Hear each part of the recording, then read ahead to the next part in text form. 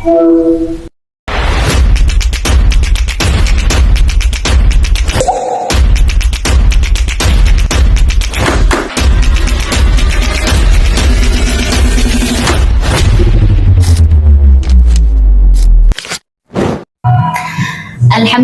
wahdah wassalatu wassalamu ala man la nabiyya ba'dah. Assalamualaikum warahmatullahi wabarakatuh. Hello everyone, welcome to our podcast. Thank you for tuning in. Nah, teman-teman sadar nggak sih kalau fenomena merokok di Indonesia semakin memprihatinkan, dan lebih mirisnya lagi, sebagian besar dari kalangan mereka berasal dari kalangan remaja. Di usia yang seharusnya dipenuhi mimpi dan potensi, mereka justru terpapar kebiasaan merokok. Nah, sebenarnya ini adalah gaya hidup yang lagi dianggap keren, atau memang Indonesia sedang menghadapi darurat perokok remaja?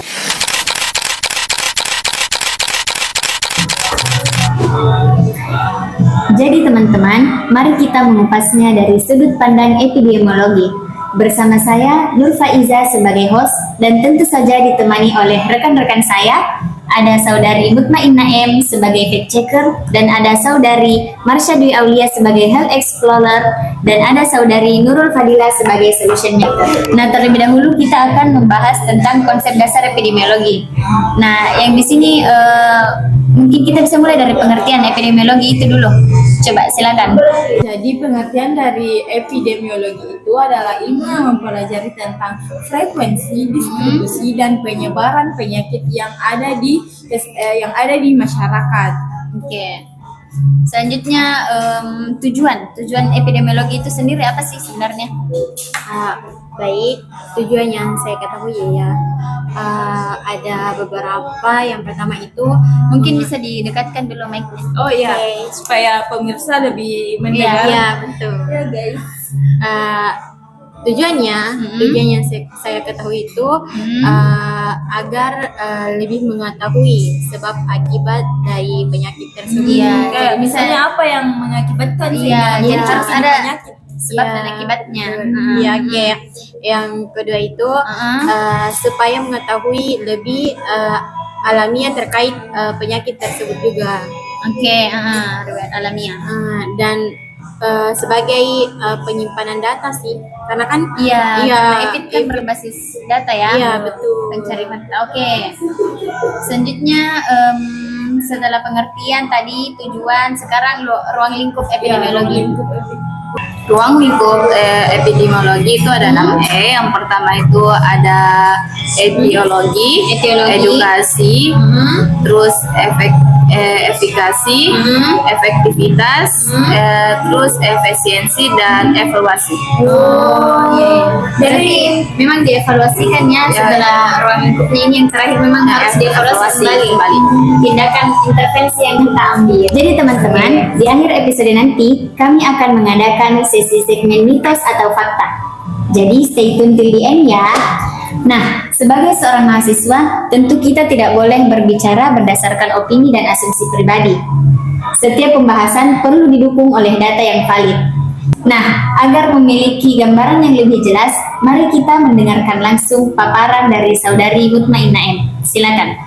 Nah, di sini data epidemiologi perokok yang ada di Indonesia, prevalensi perokok usia 10-18 tahun menurut Survei Kesehatan Indonesia atau SKI 2023, datanya itu menyatakan bahwa prevalensi perokok pada usia 10-18 tahun itu sebesar 7,4%. Angka ini memang memiliki penurunan karena pada tahun 2018 itu sebanyak 9,1%.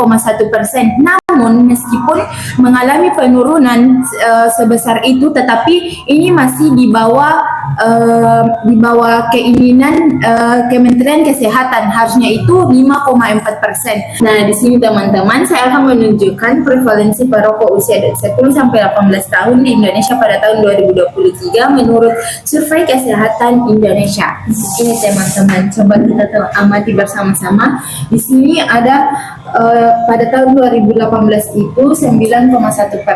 Nah, pada tahun 2023 mengalami penurunan hingga 7,4%, teman-teman. Jadi menurun dari 2018 ke 2023. Iya, jadi sempat Iya, sempat Iya, menurun sempat tapi sih, tidak iya, menurun iya, sekali. Iya, tapi sudah Tapi lumayan. kenapa Tapi kenapa ini perokok remaja masih prihatin di Indonesia? Karena meskipun ini menurun, tapi ini masih berada di atas target Kementerian Kesehatan. Harusnya itu menurun menjadi 5,4%. Oke. Nah, ini saya tunjukkan. Nih guys, pada tahun 2018 itu sebanyak 9,1% dan mengalami penurunan pada tahun 2023 itu sebanyak 7,4%, tetapi target Kementerian Kesehatan itu harusnya 5,4% pada tahun 2023.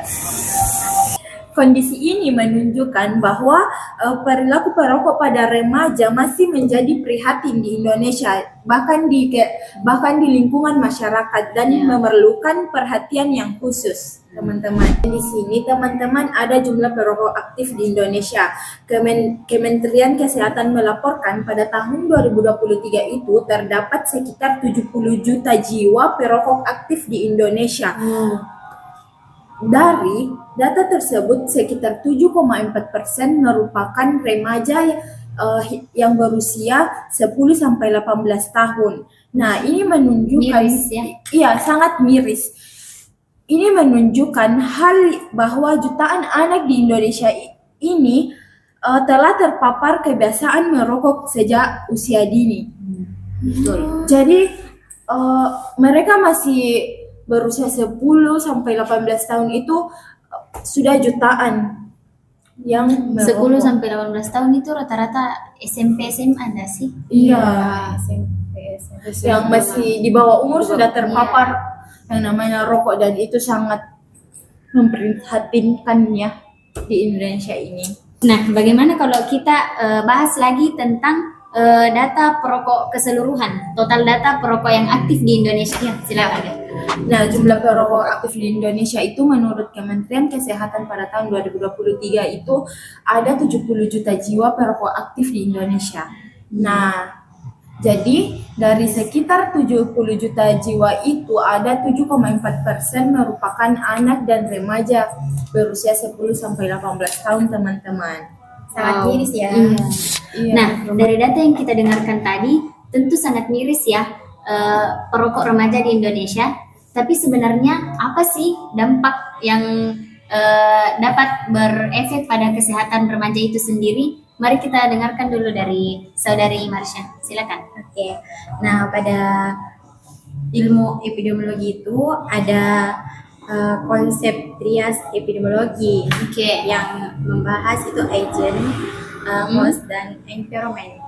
Nah, pada agent itu ada rokok yang mengandung 7.000 zat kimia. Wow. Iya, termasuk 7.000 dan itu sangat Dalam satu rokok ya? iya, dalam satu organ-organ. rokok. Dalam satu bungkus rokok.